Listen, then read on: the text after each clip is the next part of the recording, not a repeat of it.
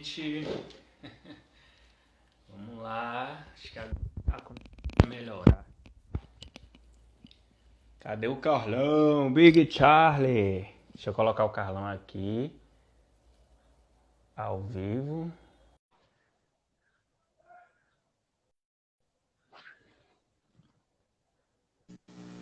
Aê! E aí, Carlão? Agora dá pra te ver. E aí, como é que tá a minha Agora conexão? tá melhor. Tá Melhorou? boa. Tá dando pra ouvir. Melhorou. Tá dando pra te ver agora. Sabe o que é? Eu descobri o que é. É o quê?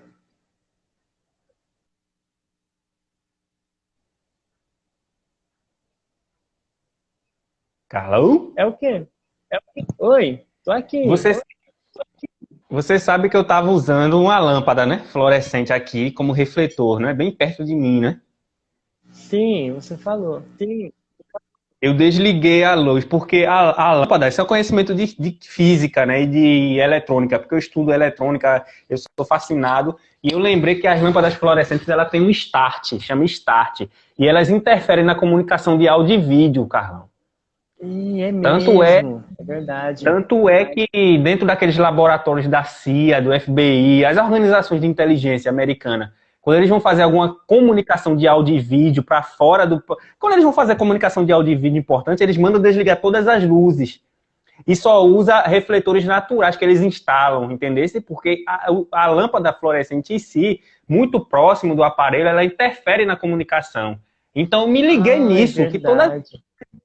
todas as vezes que a gente tá fazendo live dá problema. E agora, naquele dia a gente tava fazendo, foi normal. E você tá vendo que agora tá normal, né? Porque naquele dia eu não usei lâmpada. Sim.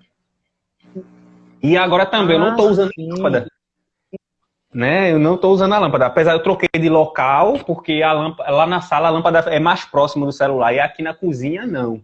Então agora você vê que já melhorou. Então esse deveria ser o problema. Com certeza, né? É. Tá bom, mas vamos começar então. Vamos falar de novo aí. Vamos falar de escravidão indígena. Você começa Pronto, falando, vamos fazer assim, Carlos. Precisar ir ali na sala para poder tirar a lâmpada de lá, que eu não quero deixar ela nem ali para não interferir aqui. Enquanto isso, você começa falando 5 minutinhos aí falando sobre a escravidão negra e depois eu entro com a indígena, pode ser? Escravidão negra para indígena? Não, bem, você então. começa falando sobre a escravidão negra e depois eu entro com a indígena. Eu vou aqui, enquanto isso você está falando, eu vou retirar a lâmpada dali, né, para não interferir mais aqui na nossa live. Vou me levantar uns minutinhos, você fica falando, aí eu volto. Beleza. Pronto, pode começar. Tá bom.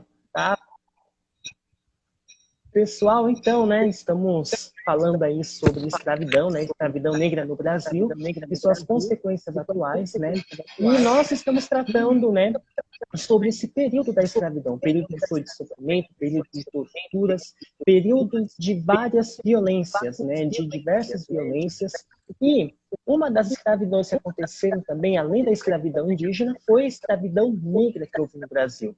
Os primeiros registros, né, de históricos relatam que os primeiros africanos, os primeiros escravos africanos que vieram para o Brasil, eles chegaram em torno do ano de 1550. E, minha gente, nós temos que lembrar que a escravidão negra aconteceu, a escravidão africana aconteceu através do tráfico negreiro, né?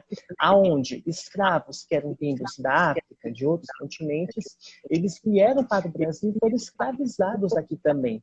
Conta-se que no total de escravos que estiveram aqui no Brasil foram 4,8 milhões de escravizados aqui no nosso Brasil, né? Voltou! Estou falando do tráfico negreiro.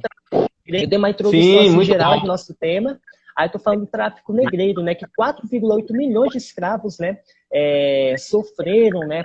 Por torturas, vieram aqui para o Brasil trabalhar para os seus senhores e tudo mais. E o que nós devemos lembrar é o seguinte, que assim como teve em várias outras escravidões também, na escravidão africana, a forma de violência era muito grande, era muito extrema. Tanto que, na forma de violência, nós tínhamos duas formas, né? Tiveram várias, né, além dessas, que foram a do quebra-negro e também da máscara de Flandres. O quebra-negro, ele era uma forma de violência que fazia que o escravo olhasse para baixo na presença de seu senhor, na presença daquele senhor que maltratava ele, na presença daquele senhor que fazia mal a ele, que tratava ele como objeto e tudo mais. E também, uma outra forma de escravidão também era a máscara de Flandres, que você sabe, né, David, que a máscara de Flandres tapava a boca do escravo para impedir que ele se suicidasse por meio da ingestão de terra. Por quê? Tinham tantos suicídios naquele período? Porque os escravos, né, a gente não aguentava aqueles tantos sofrimentos, muito tempo de sofrimento, né? Foram uns 400, 300 anos aí de escravidão que tiveram no nosso Brasil, então eles não aguentavam ver as formas de tortura e tudo mais. Então, eles se suicidavam, eles queriam se suicidar, só que aí, como impedimento, então, os senhores colocavam essas máscaras, né, essas correntes neles também. E outra coisa, David, que é importante lembrar, tem mais uns minutinhos para mim, e aí, é importante lembrar que nos trabalhos dos escravos também, o engenho na produção de açúcar, que era o principal ciclo do açúcar, na escravidão africana, é o que fazia parte na economia também de Portugal. E o engenho na produção de açúcar era muito exaustivo e era muito perigoso. Por quê? Tinham várias etapas. A primeira etapa era o seguinte: você moía a cana-de-açúcar e o caldo que era extraído da cana-de-açúcar era levado, então, para as fornalhas, né, para as caldeiras lá e tudo mais, e os escravos mexiam aquele caldo até formar um melaço, até ele ficar quase grosso, não totalmente grosso, mas quase grosso. E esse caldo, então, era levado, então, para os vasos de barro, e aí, nos vasos de barro, quando secavam, então, totalmente o açúcar, eles colocavam ele no sol para secar. Aí, em cima, ficava o açúcar mascavo, e embaixo, assim, no interior do vaso, ficava, então, o açúcar normal, o açúcar branco, que todos nós consumimos, né? A maioria consome. E por que era um trabalho tão exaustivo e tão perigoso? Porque, imagina, você ficava ali muitas horas de trabalho. Então, imagina você fazer aquele procedimento toda hora. Muitos escravos perdiam braços, muitos escravos queimavam suas mãos. Então, era um trabalho que tinha um risco de vida enorme. E aí, David, o que você tem para falar agora? Bom, só complementando, Carlão, o que você estava falando, né, que a escravidão, né, negra no Brasil, ela não ocorreu por conta dos portugueses. Há uma ideia equivocada de que os portugueses, os europeus, espanhóis, chegaram na África, pegaram os negros, botaram no navio negreiro, dentro do nau e trouxeram. Não. Em 1482, Diego Campo era um navegador português, né, os portugueses já estavam indo para o sul da África, porque depois que o Império Otomano caiu, aliás, o Império Romano do Ocidente, né, do Oriente, caiu, Constantinopla, em 1453, o suprimento de escravos que sempre houve na Europa ficou escasso. Por quê? Os muçulmanos dominaram o leste europeu, aquela parte de onde vinham os escravos, e não tinha mais como suprir. E aí, através das bulas papais, como a de Nicolau V, né, a bula Dum Diversas, ele autorizou Portugal a entrar tanto a leste quanto ao sul e ao norte da África, a África subsaariana, para escravizar esses povos ou quem estivesse no caminho. Quem estivesse no caminho ia ser escravizado e tomado e a terra ia ser conquistada. E o interessante, Carlão, é que quando os portugueses chegaram e eu já vou entrar nos indígenas, tá? Eu estou introduzindo já do meu tempo dos indígenas aqui, né? Beleza. Eu e o Carlão sempre para ficar dinâmica a live. E aí, quando os portugueses chegam na África, no Congo, né, Diego Cão chega lá e ele se depara com o Nzinga, que depois se tornou cristão e virou João I, né, eles já tinham escravos. Os negros guerreavam entre si, aqueles principados, aqueles reinados, e eles mesmos escravizavam os próprios derrotados em batalha. Negros escravizavam negros. E quando o português chegou lá, ele só pegou a negada que já estava escravizada de batalha contra o Congo e trouxe para as suas colônias, Açores, Cabo Verde, Brasil, levou para a Europa, para Portugal, vendeu para os espanhóis. E, gente, eles já chegaram lá, já pegaram a negada escravizada. Eles só fizeram dar continuidade, agora, claro, numa escala comercial, né, Carlão? Porque ali era uma escala regional, né? E os portugueses transformaram isso numa escala industrial. É como se fosse assim, o Fordismo da escravidão. né? A produção industrial, a escravidão em escala mundial, global. Porque até então era uma escravidão que sempre existia em escala regional ou territorial. E aí, cara, o interessante é que já entrando para os indígenas, a escravidão indígena, o índio não conseguia se submeter. Né? Muitos antropólogos falam isso, que o indígena, e é verdade, ele não foi criado numa cultura de opressão. O indígena, no começo, trabalhou e foi escravizado, entre aspas, de certa forma escravizado pelos portugueses, Carlão, mas não de uma forma opressora. Ele era levado na conversa. Na verdade é essa, trocava espelhinho por trabalho, né? Dava umas coisinhas, uns bugigangas, o índio ia indo. Mas depois o índio não começou a entender o sistema escravocrata português, europeu e a forma de produção econômica, porque o índio, Carlão, quando ele pegava uma árvore, né, para construir sua tenda, sua oca, ou ele pegava comida naquela região, ele não fazia isso da forma que os portugueses faziam. Ele não entendia por que o português tinha que vir levar tanta árvore, no caso, para o Brasil, e desmatar aquela região, e matar, e pilhar. Ele não entendia isso, porque o índio, ele tirava do ambiente para sobreviver, para comer, para suprir sua tribo, e depois parava, sabe? Então, começou a dar atrito. E muitos deles fugiam. E aí, a vantagem do índio, Carlão, é que ele estava na sua terra. Quando ele fugia, e ele tinha facilidade para fugir, ele conhecia os atalhos, os rios, ele sabia como se sumir naquela terra. Se você pegasse um índio e ele sumisse, você não pegava mais. Você podia botar o melhor capitão do mato, não tinha. Mesmo se você botasse outro índio para rastrear, seria muito complicado, porque existiam várias rotas, os índios sabiam, conheciam a terra. O negro não conhecia. Né? Já encerrando aqui, o negro não conhecia aquela terra, aquela rota, então não dava para fugir. Então eles tiveram que trazer os negros. E os negros, por viverem numa cultura de opressão e já serem escravos nas suas terras na África, eles aceitaram, acharam normal aquele sistema. O índio não aceitava. O índio morria no pau, no cacete, mas não se rendia, não se submetia ao domínio europeu. Era teimoso. E aí, alguma coisa para complementar, Carlão? Sim, exatamente. Não, exatamente isso que você tinha falado. Realmente, os índios, eles tinham o conhecimento, até hoje também, né? Os índios, eles têm conhecimento do território onde eles habitam. Então, naquela época, as pessoas pensam que também, claro, foi escravidão, eles também passaram por sofrimentos e tudo mais. Só que, naquele período, eles não estavam querendo ser escravos dos portugueses de uma forma tão violenta, entendeu? Então, naquele período, eles trabalhavam e tudo mais, mas eles eram teimosos, eles não queriam obedecer à ordem dos senhores. Os índios, eles eram bem assim. Que foi também, bem diferente assim da escravidão africana, onde também teve vários sofrimentos. Não que a escravidão indígena não tivesse, né? A escravidão indígena também teve, só que da escravidão africana também teve muitas formas de violência e tudo mais.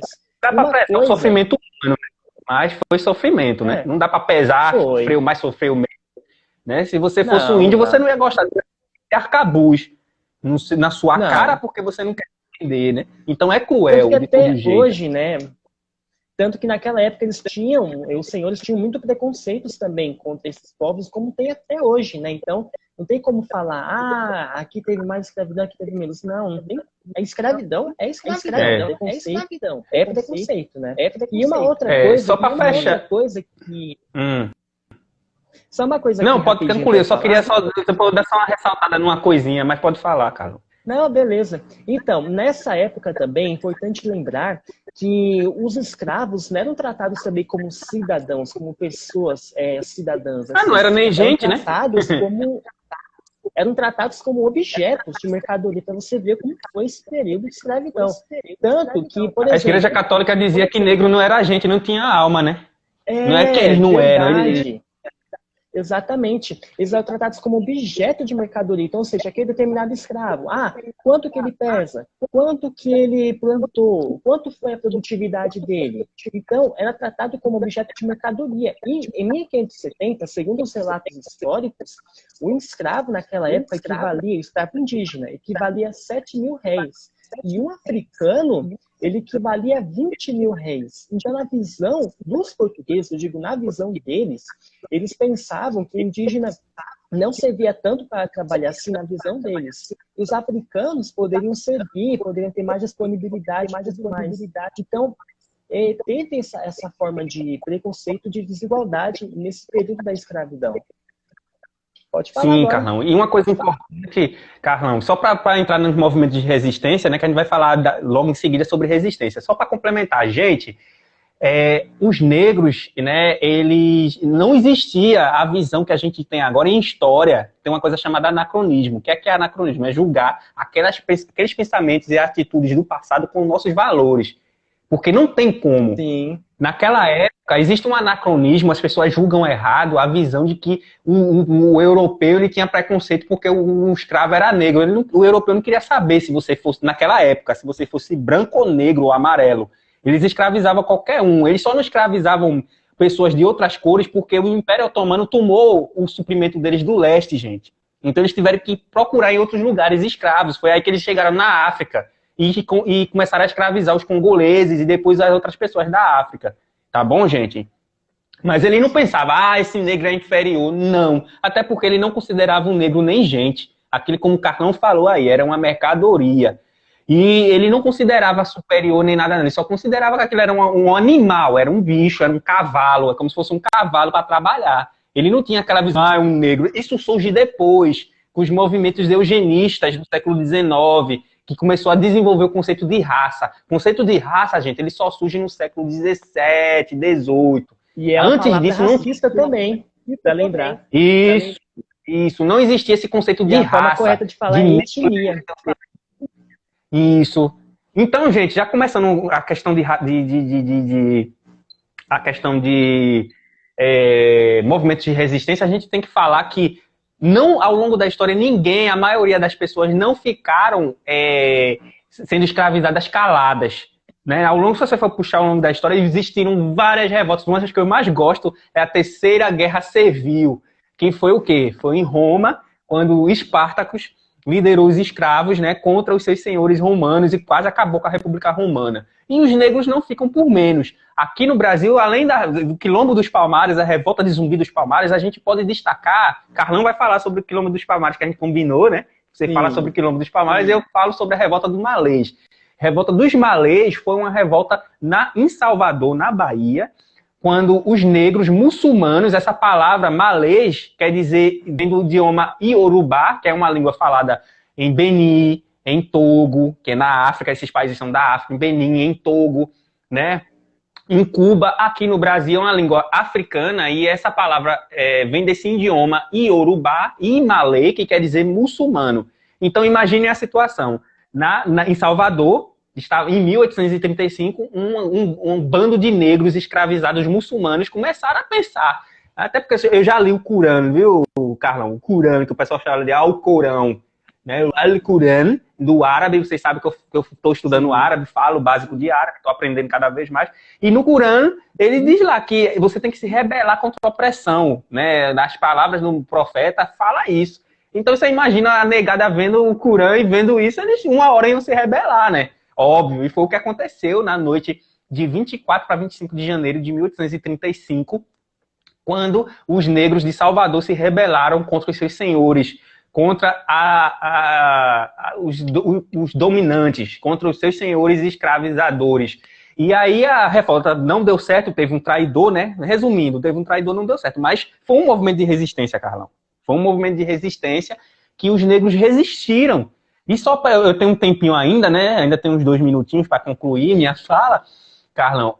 A palavra escravo vem de eslavo, tá? É importante saber de onde vêm os conceitos. A palavra escravo vem de eslavo, que era um povo do leste europeu que era constantemente escravizado. Então, a partir disso, acabou sendo denominado essa palavra para designar todas as pessoas que eram escravizadas. Então, gente, escravo vem de eslavos, escravo em latim, que queria dizer isso, povos eslavos que eram sempre escravizados, torturados, levados como mercadoria. E, ao longo do tempo, o ser humano começou a fazer isso, já fazia em Roma, já fazia lá no leste europeu, com todo mundo. Mas essa dos escravizados europeus, ou africanos, perdão, foi de ferrar, foi de lascar, porque foi em escala, como eu já falei anteriormente, foi em escala global.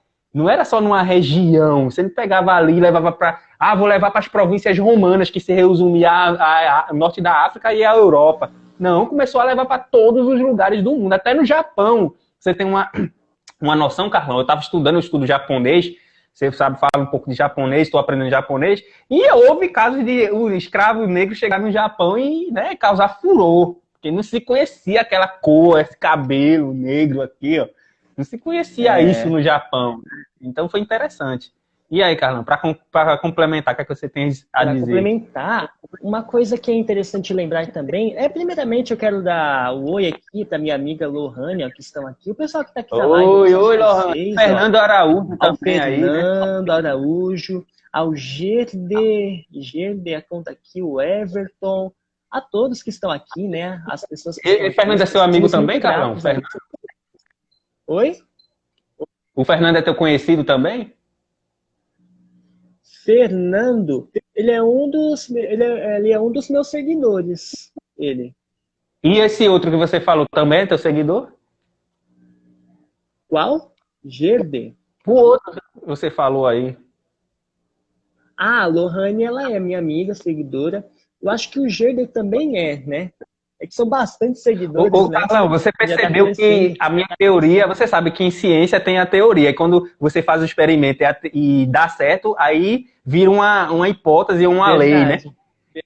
Você viu que a minha teoria virou uma lei, a lei do start, né? Você viu que a conexão melhorou, a gente tá normal aqui. Quer dizer que era o start da lâmpada, interferindo mesmo.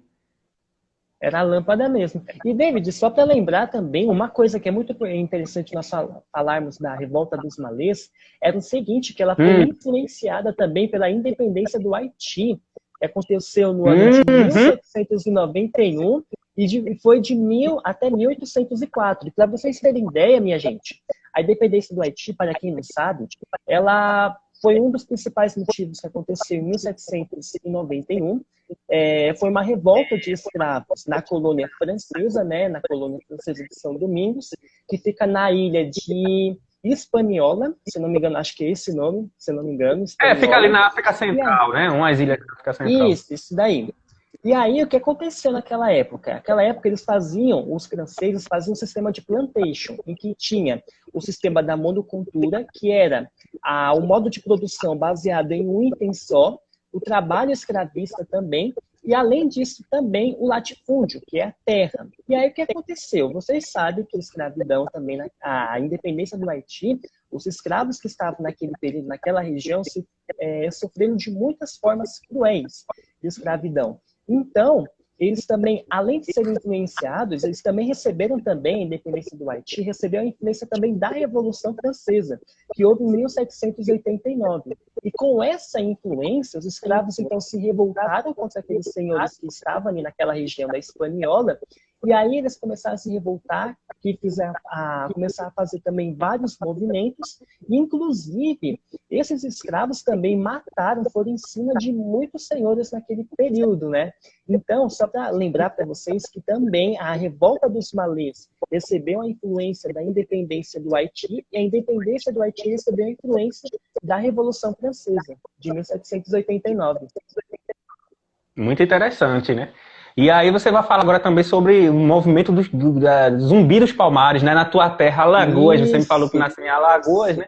Que era Pernambuco naquela época, né? Antes de Alagoas separar de Pernambuco. Que a Alagoas separa de Pernambuco, né? Mas, enfim. Sou pernambucano. E aliás, cara, eu estava estudando.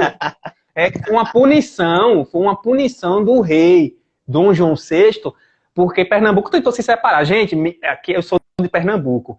Pernambuco já foi um país, tá? Ele separou do Brasil por algum tempo, né? Acho que um mês e meio. Pernambuco separou do Brasil. Você vê a audácia, né? No bom sentido. Separou do Brasil e virou um país chamado Pernambuco, né? Que tinha Pernambuco, Rio Grande do Norte, a maioria desses estados do Nordeste se congregaram em Pernambuco. E aí, quando a revolta foi desfeita, o imperador puniu Pernambuco perdendo territórios. E aí foi que Alagoas se separou do Brasil, de Pernambuco, e virou um estado separado. É verdade. A separação, então, era território de Pernambuco de Pernambuco e agora foi separado, né? E falando, né, de Alagoas, temos que falar também do Quilombo dos Palmares. Mas primeiro de tudo, minha gente, para vocês que não sabem o que é um quilombo, de uma forma significativa. O quilombo, ele significa o quê? Ele foi um local onde escravos que fugiam de seus senhores habitavam naquelas determinadas regiões. E o Quilombo dos Palmares foi localizado em Alagoas e ele ficou perto, então ele ficou na Serra da Barriga. E lá era cercado, era um local de difícil acesso para os senhores portugueses encontrarem os escravos ali. E é importante lembrar que, com relação à localização, eles prezavam muito pela segurança dos escravos que estavam ali, dos refugiados. Por quê? O Quilombo dos Palmares, quando foi formado, Portugal perseguiu de diversas formas, várias vezes, aquele quilombo até tentar destruir eles. E então, o que houve nesse período? Que esse quilombo ele teve mais de 20 mil habitantes, né? E é importante nós lembrarmos que em Palmares, nós temos que lembrar de dois líderes que fizeram parte desse quilombo. O Gangazumba, que ele vai liderar esse quilombo de 1645 a 1678, e o Zumbi dos Palmares, né, que até hoje é um símbolo do Dia da Consciência Negra, né? Ele fica de 1678 a 1695. E a pergunta que fica é, tá, Carlão, mas o que aconteceu nesse quilombo aí? Qual fato importante que ficou marcado na história que aconteceu nesse período? O primeiro fato, o fato que aconteceu que foi o seguinte: o Gangazumba, ele recebeu uma oferta, né, do governador Dom Pedro, né, do governador Dom Pedro. E aí, o que aconteceu nesse período? Ele recebeu essa oferta de paz e negociou, então, os termos dessa oferta para o Quilombo dos Palmares. E os termos que diziam dessa oferta eram os seguintes, para eu falar aqui para vocês: que os nascidos em Palmares seriam considerados livres, e todos aqueles que aceitassem o acordo seriam retirados da serra e receberiam terras para viver. Olha só o que diziam dos termos. E também não poderiam abrigar novos escravos fugidos. E, além disso, os que garantissem a sua liberdade seriam considerados, então, vassalos da coroa. Então, minha gente, o que aconteceu? Vocês acham, então, que o Quilombo vai aceitar isso de uma maneira de boa? Vai aceitar essa oferta de boa? Não vai aceitar essa oferta. Até porque, olha só o que diziam dos termos, eles teriam que sair do Quilombo e ir para outras terras que eles iam disponibilizar para os escravos naquele período. Então, eles não aceitaram. Então, eles lutaram por diversas vezes, em vários momentos, contra essas tentativas portuguesas. E aí, dizem que o Gangazumba, ele faleceu, né, por envenenamento, em 1678. E dizem até que foi o Zumbi, né? É triste, tem algumas histórias. Verdade. É triste. Sim. Sim. E aí vem então o Zumbi dos Palmares, né? O Zumbi dos Palmares, ele vai continuar, né, levantando aquele quilombo, vai continuar protegendo aquele quilombo, só que ele também vai ser morto, né? Ele vai ser morto pelo bandeirante Domingos Jorge Velho, em 1695. E a cabeça dele vai ser cortada e vai ser mostrada para todo mundo como exemplo. E sabe o que me lembra isso? Isso me lembra a Inconfidência Mineira, quando o Tiradentes foi morto, e eles tiraram as partes do corpo dele e mostraram como exemplo para a população, sabe? É triste, né? E saía mandando para as cidades, ficava expostas lá. Isso me lembra também o Lampião, Carlão. Né? O Lampião foi morto e a cabeça dele foi mantida na Universidade da Bahia, na Universidade de...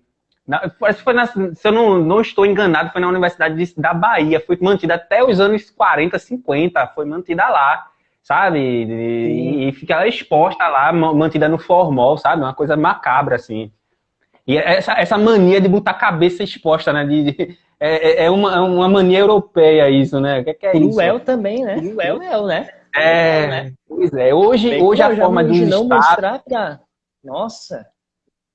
Sim, Carlos, só para dar uma complementada para encerrar esse assunto que você falou aí da resistência, só para complementar, hoje a forma do Estado de, vamos dizer assim, dar um exemplo de não se rebelar, nessas épocas anteriores, antigas, e nessa época que o Carlos está falando aí, de Gangazumba até o século XIX, XVIII, XIX, era arrancar a cabeça e botar num poste para todo mundo ver, apregoar, né, colocar no local público. Hoje o Estado dá o exemplo mostrando as coisas na mídia.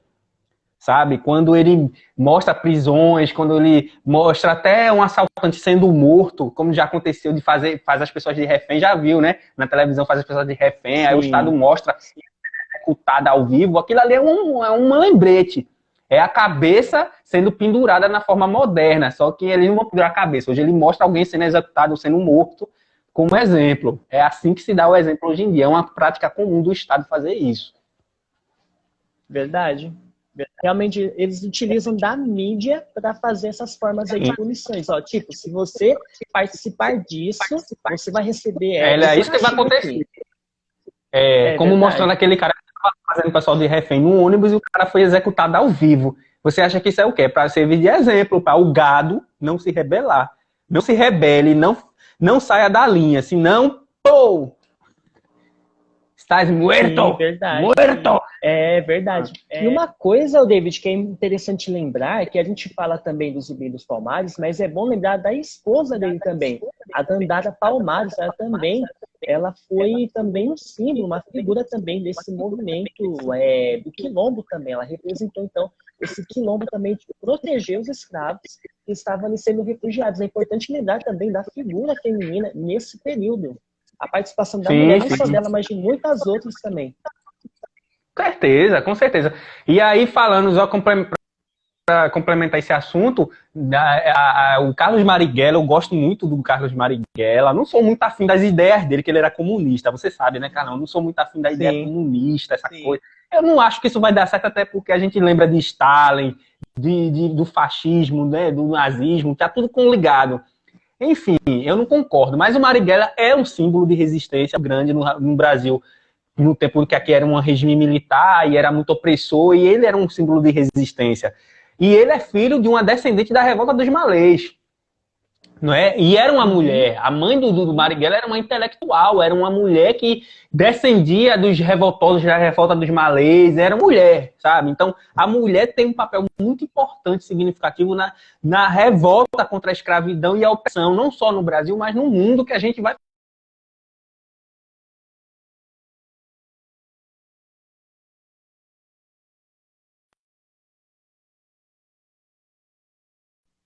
principalmente a partir da terceira onda, né, que acontece em 1990 com o livro da Judith Butler, né, o problema de gênero, ele perdeu a sua essência. Hoje o feminismo virou um cumprimento de agendas de escusas, quando mulheres que estão ali intelectuais se escondendo atrás do feminismo para avançar agendas que não tem nada a ver com defender direitos da mulher. Que eu acredito, você também, Carlão, a gente já conversou sobre isso muitas vezes, que a mulher tem que lutar pelos seus direitos, sim. Porque a mulher já foi muito agredida, muito oprimida, ainda o é. Existe muita opressão contra a mulher e ela tem que lutar, sim. Agora, não da forma que muitas feministas querem lutar, que é com essa história de patriarcado, não sei o quê, que não tem nada a ver, até porque ao longo da história, muitas mulheres também oprimiram. A gente tem a Isabel I da Espanha, que mandou navegações para a América do Sul e de um dia para a noite tribos indígenas de homens, mulheres e crianças sumiram do mapa por ordens de Isabel I, que era uma mulher sentada em um trono. Então não foi só o homem ao longo da história que oprimiu e destruiu e matou e pilhou, que como muitas feministas querem, né, nos fazer acreditar, talvez porque não conheçam a história ou porque querem deturpar a história. Mas a gente vai fazer uma live para falar sobre isso. Aqui o assunto é escravidão, para a gente não sair do tema, né? Mas tá interligado de certa forma, né, Carrão? Sim, sim. Mas é isso, basicamente é isso que nós temos que falar desses movimentos de resistência, né? E é bom falarmos também das consequências atuais, né? E começando então aí pelo David também, vai falar um pouco das consequências, né? Porque, né, até hoje, né, nós carregamos também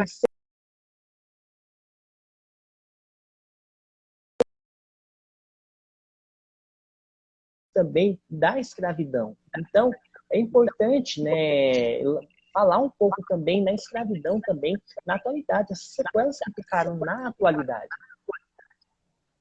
Sim, Carlão, é muito importante a gente pensar nas consequências.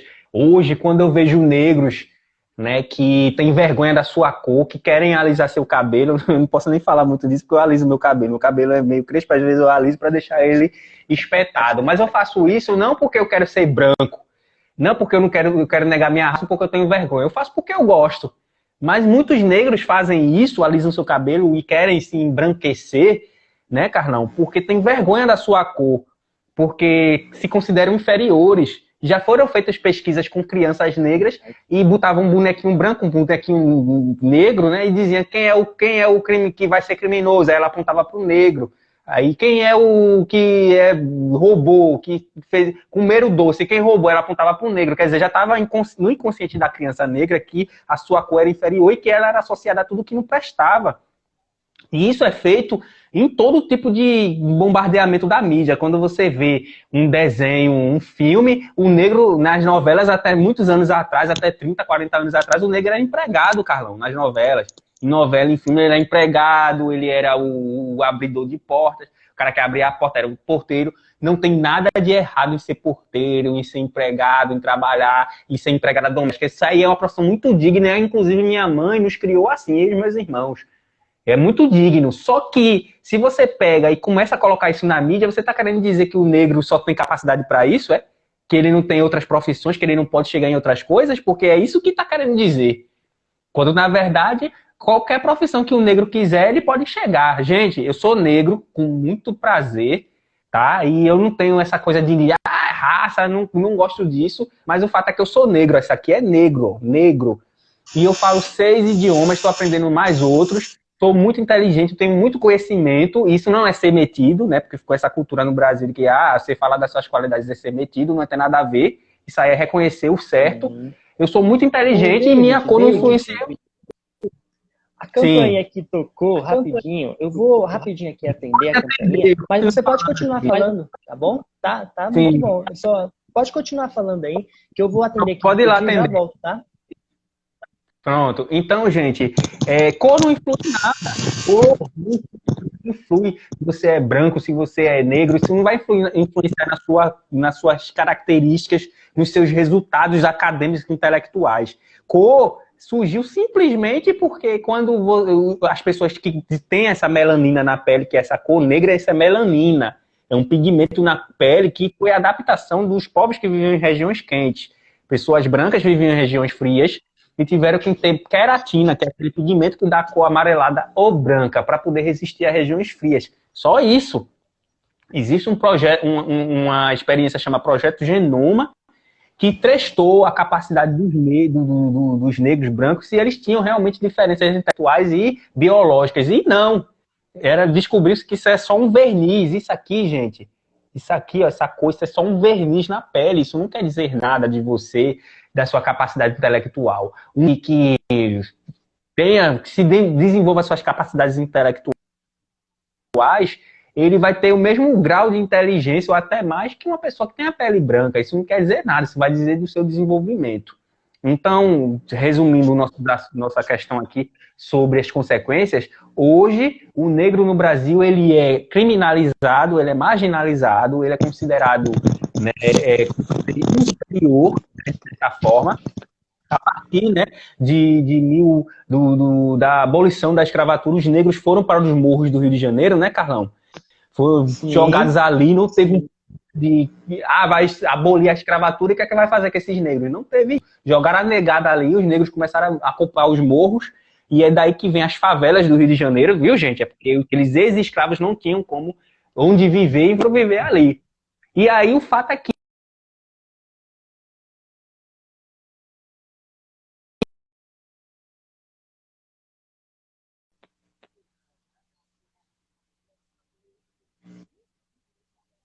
a população criminosa no Brasil é negra. Mas isso não quer dizer que o negro por si é criminoso. Né? E essas são as consequências da escravidão. Verdade. Ô, David, você falou uma coisa sobre a cor. Eu me lembrei que um dia eu estava na aula de história e o professor mostrou uma pintura. Não sei se você já viu essa pintura.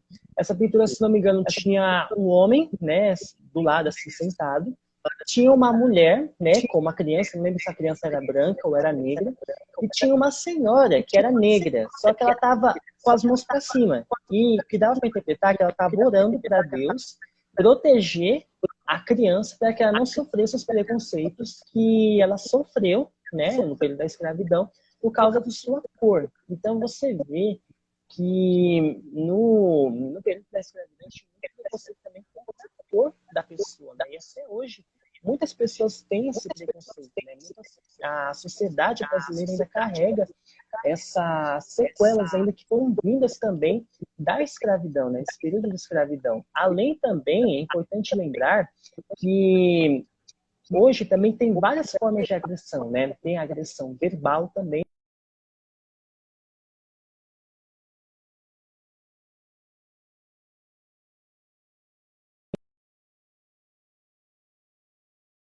da sua cor, da sua etnia, sabe? Da sua cultura. Então, hoje, né, tem essas consequências atuais. E o que eu acho interessante também falar, né, David, que nós estamos comentando também no WhatsApp, o importante também de falar sobre a desigualdade salarial que tem, né? Entre pessoas, com as pessoas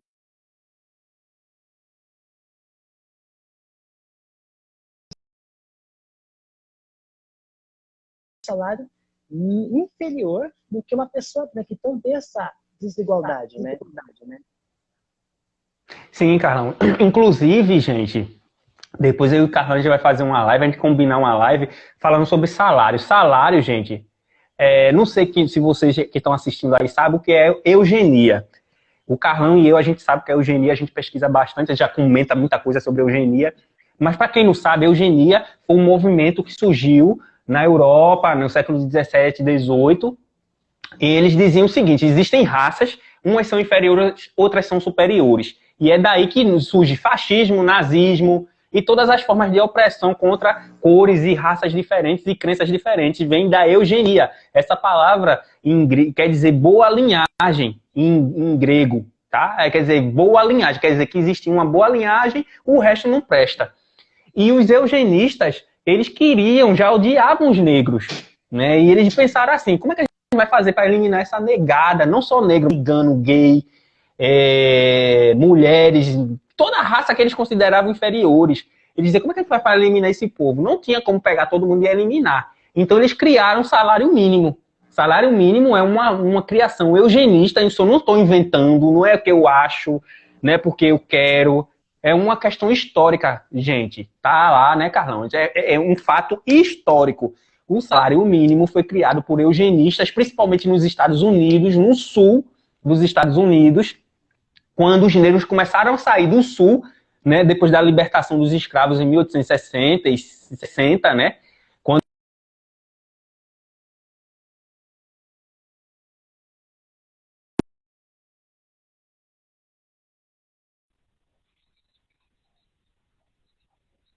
olha, você não pode produzir R$ 1.000, tá? Porque você tem uma perna ruim, você tem asma, que é isso que o salário mínimo faz.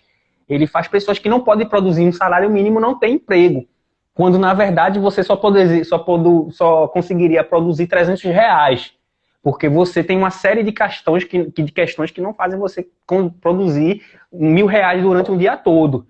Né? Então, vamos dizer que você só consegue trabalhar 2 horas por dia por causa da sua perna, ou porque você não tem estudo, ou não sabe ler, mas você consegue carregar uma caixa. Então, você vai ganhar R$ 300 e você vai sobreviver. O salário mínimo não deixa isso acontecer. E era o plano dos eugenistas, Carlão. Né? Porque quando você tem um salário mínimo, muitas pessoas não vão, a maioria não vai conseguir emprego.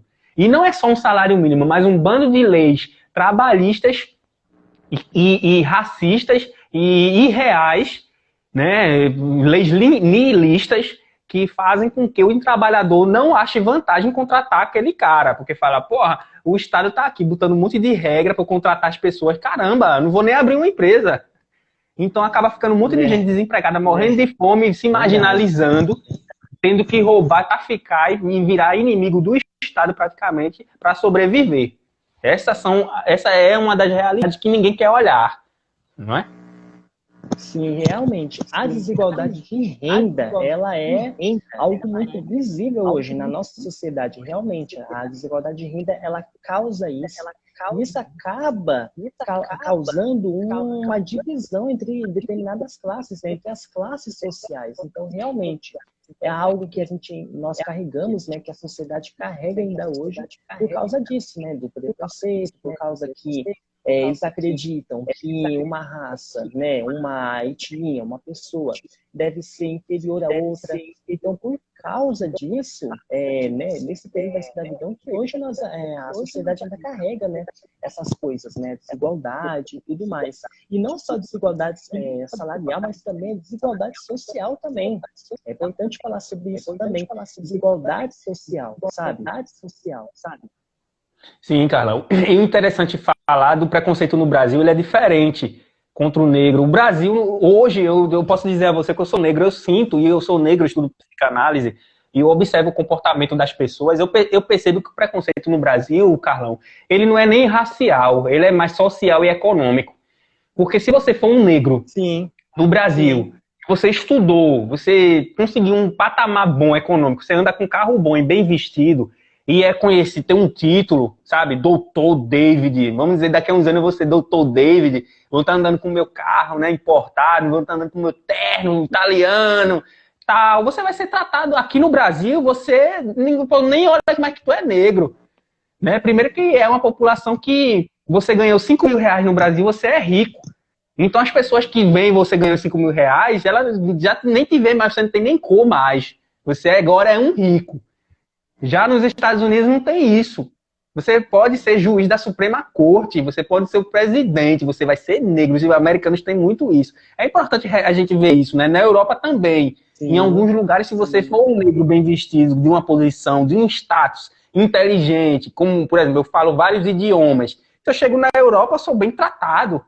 Né? O pessoal, não, cara, o cara fala vários idiomas e tal. Mas nos Estados Unidos, talvez, se eu for pro sul, o pessoal vai dizer, ai meu Deus, um negro. Chegou um negro e agora é metido a falar línguas, né? Tem muito isso. E é importante a gente ver que no Brasil o preconceito é mais econômico e social do que racial, hoje em dia. Sim, na verdade, né, as formas de preconceito mudaram, né, ao longo da história. As formas de preconceito mudaram muito. E com relação a isso que você falou mesmo, em aspectos econômicos também, né, nos aspectos econômicos, nos aspectos de formação, sabe? Nos aspectos de formação, se você é uma pessoa que tem uma determinada formação, tem aquela determinada estatura, você vai ser aquela pessoa privilegiada, segundo o que diz eles. E muitas, né, pessoas que não têm tantas condições assim, mas que lutam para alcançar um determinado objetivo, às vezes sofrem também com essas sequelas, né? Sim. E aí, Carlos, só ressaltando, eu não canso de bater nessa tecla, questão de salário mínimo. Gente, pesquisem sobre a origem do salário mínimo. Salário mínimo é nocivo. Ele é nocivo para a sociedade. Por quê? Salário mínimo diz o seguinte, você tem que produzir R$1.000 para a empresa. R$1.000 para a empresa. E se você não consegue produzir R$1.000, você não serve. Você não serve. Então você não pode ser empregado, você não vai ter emprego. Se não existisse um salário mínimo baseado numa renda,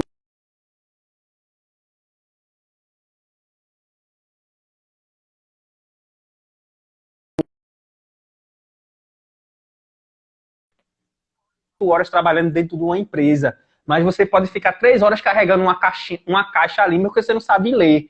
Então o empregador vai dizer assim, olha, você não sabe ler nem escrever, mas eu vou te dar R$300 para você carregar essas caixas. Você não passaria fome. Mas por conta dessa lei eugenista que criou isso, as pessoas não conseguem se empregar. E principalmente negro, Carlão. Principalmente negro. A gente já nasce, a população negra já nasce, na sua grande maioria, pobre, ferrada, sem capacidades sociais e econômicas. Essa é a grande verdade. Eu passo sufoco para estudar, Carlão. Não é fácil. Não é fácil. Eu estudo porque eu gosto de estudar, eu gosto do conhecimento. Mas não é fácil. Tem dia que eu tenho que fazer a balança entre trabalhar, vender, que eu trabalho, sou empreendedor, vender e estudar. E fazer um sacrifício. Mas muitos negros não querem saber. Quando ele vê que está difícil, ele não quer saber de estudar mais. Ele não quer saber de conhecimento. E não teria que ser assim, Carlão. Alguém, a gente tem quem lá no passado fez isso ser assim. Através dessas leis eugenistas. É tipo você se matar para sobreviver e não ter tempo de pensar, de refutar, de raciocinar sobre as coisas da vida e sobre as questões do né? Sim, e uma coisa só para terminarmos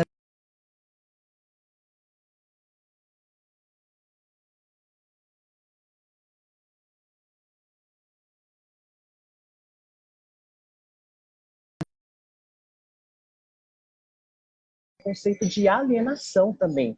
As pessoas, para você aprender sobre, para você conseguir alcançar aquele determinado salário, conseguir alcançar aquele determinado dinheiro, você tem que trabalhar, você tem que produzir aquilo e tal. Então, o conceito também de alienação. A pessoa vive ali alienada, eles colocam.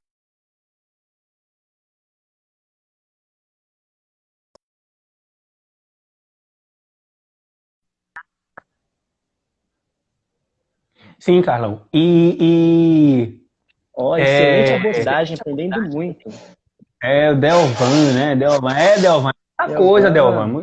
Opa, obrigado, hein? Amigo Delvan. Amigo seu, né? Não, acho que ele tá seguindo a gente aqui do Instagram, né? Quero agradecer, viu, gente, o apoio de vocês. Cada aceno de vocês, cada comentário, só faz a gente se incentivar mais, né? Porque a gente se incentiva para trazer mais conhecimento para vocês. Então, gente, só para que a gente vai encerrar, né, Carlão? Já tá quase na hora de encerrar. Mas só para ter a ideia, gente, salário mínimo e carteira assinada é ilusão. Estudem economia, estudem... É ilusão. Você ganha muito mais. Eu digo que eu sou empreendedor. Eu trabalho para mim mesmo. Eu tenho minhas vendas. Tá? Não tenho nada contra você trabalhar. Digno. E quem sustenta esse país são os trabalhadores, cara. Quando o cara sai para trabalhar de manhã cedo, é ele que está sustentando esse país. Ele que está sustentando o Brasil. Ele que é o herói. O herói é o trabalhador brasileiro. Eu não estou fazendo papo, eu não estou fazendo discurso comunista, não, que eu não sou comunista. Eu sou realista. E é o mérito de que a gente sabe que a riqueza de um país, seja Brasil, China, América do Norte, Canadá, a riqueza de um país são seus trabalhadores que sustentam um país, que produzem um PIB. Mas carteira assinada é ilusão. Você ganha muito mais, você ganha muito mais produzindo por você mesmo. Se você pagar o INSS, você ganha muito mais do que você trabalhando para um senhor, para uma empresa, né? E o Delvan está dizendo que indicar a ele o assunto sobre salário mínimo dá uma deprê, dá mesmo. Exatamente. Ô, David, só uma coisa que é bem importante lembrar, que assim, gente, essas leis eugenistas não determinam quem a pessoa é. A pessoa ela pode ganhar muito mais acima daquilo, ela pode investir muito mais acima daquilo. Então, essas leis não determinam, não é só por causa que tem um padrão, não é só por causa que eles te obrigam a seguir aquilo que vai determinar quem você é. O que determina é o seu caráter, são as suas ações. Então, você pode investir e crescer muito mais. Com certeza, Carlão. Uma coisa interessante é que se você ganha um salário mínimo, né, de R$1.000, vamos dizer assim, que o salário mínimo é em torno de R$1.000, você naquele dia, você ganhou R$1.000, você produziu 30, 40 mil para o dono da empresa. E desses 30, 40 mil, ele te deu 1.000. Para pensar isso, ele não ia trabalhar para ser ninguém, porque era assim antes da Revolução Industrial. Essa coisa de padronização de salário, isso é coisa de Revolução Industrial, Carlão. Sim. Antes disso... Né? Olha, sabe uma coisa? Se as empresas falirem hoje em dia, se as empresas falirem, as pessoas morrem de fome, Carlão. Porque ninguém sabe nem fazer fogo, não sabe produzir sua própria comida, nem fazer seu próprio café, não sabe fazer nada, depende de indústrias, sabe? Então, as pessoas viraram gado mesmo, infelizmente, gado mesmo. Dependentes do sistema e do Estado. Eu não tenho nada contra o Estado. E o David, você falou sobre isso. O que me lembrou também foi aquele filme também do Charles Chaplin, que fala da Revolução Industrial. Que nós estamos até conversando sobre isso, sobre esse conceito de alienação. Ele acaba produzindo aquilo toda hora, só que no final ele não sabe o produto que ele está produzindo. Ele não sabe. Então, realmente o que está acontecendo hoje na sociedade é muito isso, entendeu? Eles estão plantando essas leis para deixar o povo assim, entendeu? E as pessoas estão muito já tá acabando, né? Tá acabando, né? Falta quanto tempo aí? 1 minuto, né? Tem alguma coisa para falar aí, para encerrar? Alguma consideração final? Aí você deixa um tempinho para mim também. Uma consideração final? Bom, as considerações que eu posso fazer, né? é que esse foi o tema, né, o assunto que nós tratamos hoje, né, sobre a escravidão no Brasil e suas consequências atuais, e falar que, infelizmente, né, ainda em a nossa atualidade, ainda existe, né, muitas sequelas vindas da escravidão, muitos rejeitos que determinados grupos fazem contra pessoas que são negras ou que são de outras tradições também, de outras culturas. Infelizmente, nós temos que, nós que somos pessoas que estudam, que temos a consciência, né, na nossa cabeça, devemos mostrar, então, essa verdade, né, para vocês aí, seguidores, mostrar realmente o que está acontecendo em nosso mundo, né, a realidade. Pois é, gente. Então, só para encerrar, eu quero agradecer Deovan, Vinte aí, né? Quero agradecer a Bom Vitne, a Cássia Maria, a Rose, a Alex Gomes, todo mundo que entrou aí, Diego Weber, é meu irmão.